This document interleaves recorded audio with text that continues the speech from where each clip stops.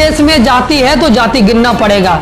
अगर लगता है आप लोगों को कि जातिवाद को फैल रहा है, इसमें जातिवाद बढ़ेगा, तो जातिवाद खत्म कीजिए ना महाराज, जातिवाद को खत्म कीजिए। जातिवाद को बढ़ावा कौन दे रहा? सरकार दे रहा। सरकार ने बनाया था क्या जाति? जाति सरकार ने नहीं बनाया था, जाति मनु ने लिख के बनाया था। इसी दावे के साथ कह सकते हैं कि मनु ने लिखा था, क्योंकि मनु ने लिखा था कि मोची का काम है जूता सिलना, वो जूता सिलेगा मोची, और नाई का काम है बाल काटना, और ब्राह्मण का काम है पूजा पाठ करना।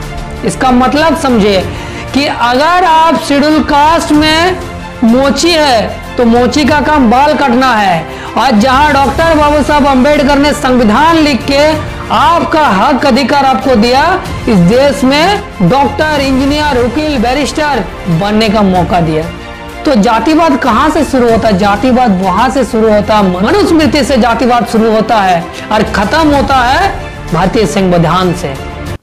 बिहार में शुरू हो चुका है जातिगत जनगणना। जब से जातिगत जनगणना शुरू हुआ तब से कुछ लोगों की पेट में खुजली हो चुका है। कुछ लोग कह रहा है कि जातिगत जनगणना जो करा रहे हैं ये जातिवाद को बढ़ावा देना, और कुछ लोग कह रहे हैं कि जातिगत जनगणना होना जरूरी है।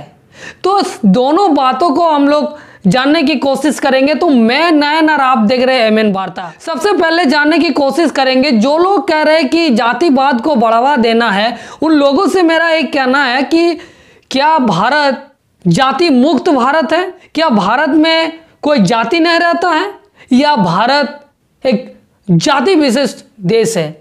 जो लोग कहते हैं कि जातिवाद को बढ़ावा देना है, उन लोगों से सीधा मेरा यह सवाल है कि जातिवाद को अगर बढ़ावा देना है तो जातिवाद को खत्म करने का काम तो कीजिए।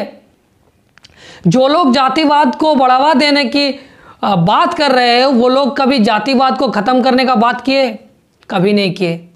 अगर जातिवाद को खत्म करने का बात करते तो मनुस्मृति ने, मनु ने लिखा, और मनु एक ब्राह्मण था जिन्होंने SC ST OBC माइनॉरिटी का अधिकार देने का काम नहीं किया। उन्होंने कहा मोची का काम है जूता सिलना, नाई का काम है बाल काटना, और ब्राह्मण का काम है पूजा पाठ करना। ये कैसे न्याय है? तो ये आज नहीं, आज बहुत सालों से देश जातिवाद की ओर से गुजर रहा। जो लोगों को नहीं पता है उन लोगों को कहना चाहेंगे कि जातिगत जनगणना क्यों जरूरी है। क्यों जरूरी है जातिगत जनगणना?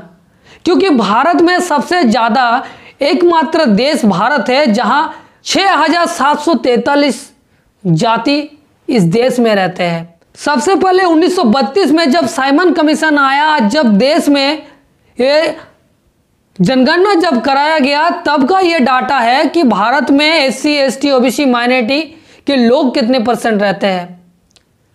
भारत में SC ST OBC माइनॉरिटी की संख्या है 85% और उच्च कास्ट की संख्या है 15%। ये तो आज का नहीं है, 1932 का ये डाटा है। लेकिन आज का डाटा क्या है किसी को नहीं पता। तो एक चीज आप लोगों को कहना चाहेंगे, एक उदाहरण तौर पे आपको कहना चाहेंगे, जिन लोगों को नहीं पता है, जो लोग कहते हैं कि जातिवाद को बढ़ावा देना हो रहा है, ये नहीं करना चाहिए, उन लोगों को हम बताना चाहेंगे, अगर मान लीजिए आपका घर में शादी या कोई भी अनुष्ठान आप करना चाहेंगे और आप लोगों को बुलाएंगे, आप रिश्तेदार को बुलाएंगे, दोस्त को बुलाएंगे, मान लीजिए आप 100 लोगों को बुलाए, तो 100 लोगों के लिए तो खाना बनाना होगा कि नहीं बनाना होगा? उसके हिसाब से रहने का बंदोबस्त करना होगा, उसके लिए खाना भी सही से बनाना होगा। उसका बाद आपका अगर 100 लोग आएगा तो 100 लोगों का खाना सही से मिलेगा। अगर मान लीजिए आप 100 लोगों का खाना बनाया और वहाँ पर आ गया 150 लोग, कैसे खाना खाएगा, कैसे बटेगा? आपका तो दिमाग खराब होगा। तो हम कहने का मतलब ये है कि अगर भारत देश में जो आरक्षण मिला हुआ है, और आरक्षण कोई गरीबी मिटाने का मामला नहीं है, आरक्षण प्रतिनिधित्व का मामला, देश चलाने का मामला है, हिस्सेदारी का मामला है, तो जो हिस्सेदारी का मामला है उसमें अगर पता नहीं चलेगा कौन सा जाति का कितना लोग है, कौन सी जाति का संख्या ज़्यादा है कम है, तो आपको कैसे सरकार उसके हिसाब से आपको प्रतिनिधित्व का जगह देगा? पहले ये बात तो समझना होगा। अगर मान लीजिए आपका संख्या, आप अगर शेड्यूल कास्ट में है तो शेड्यूल कास्ट में आपका कितना जाति है, कितना लोग है, ये एक डाटा निकलना होगा। एक तो ओबीसी का डाटा निकलने का, माइनर, इस तरह से XYZ सभी का निकलना होगा। उसका बाद जिस भारतीय संविधान की तहत आपको प्रतिनिधित्व की जगह मिला, जिसकी जितनी संख्या बढ़ी उसकी उतनी भागीदारी, उसी के हिसाब से को प्रतिनिधित्व करने की जगह मिलेगा। तो ये प्रतिनिधित्व का मामला है, ये कोई जाति को बढ़ावा देना नहीं है। अगर देश में जाति है तो जाति गिनना पड़ेगा। अगर लगता है आप लोगों को कि जातिवाद को फैल रहा है, इसमें जातिवाद बढ़ेगा, तो जातिवाद खत्म कीजिए ना महाराज, जातिवाद को खत्म कीजिए। जातिवाद को बढ़ावा कौन दे रहा? सरकार दे रहा। सरकार ने बनाया था क्या जाति? जाति सरकार ने नहीं बनाया था, जाति मनु ने लिख के बनाया था।